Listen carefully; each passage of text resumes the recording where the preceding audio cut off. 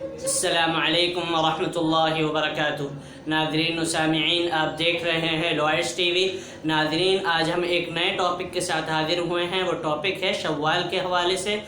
اللہ کے رسول صلی اللہ علیہ وسلم نے فرمایا، من صام رمضان ثم اتبعہ ستا من شوال کان کصیام الدہر۔ جس شخص نے رمضان المبارک کے روزے رکھے، اس کے بعد شوال کے 6 روزے رکھے، گویا کہ اس نے زمانے بھر کے روزے رکھے۔ امام رجب رحمہ اللہ فرماتے ہیں کہ جس شخص نے شوال کے 6 روزے رکھے، گویا کہ یہ اس کے 6 روزے رکھنا اللہ تعالیٰ کے ہاں رمضان المبارک کے روزے کی قبولیت کی دلیل ہے۔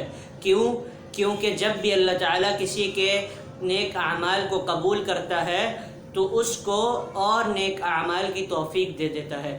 تو اللہ تعالیٰ سے دعا ہے، اللہ تعالیٰ ہم سب کو شوال کے 6 روزے رکھنے کی توفیق عطا فرمائے، اور ہمارے رمضان المبارک کے روزوں کو، قیام کو، تراویح کو، ہر عمل اور ہر عبادت کو قبول فرمائے۔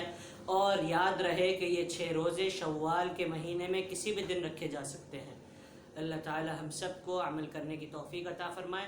اور یہ حدیث صحیح مسلم کی ہے، حدیث نمبر 2758۔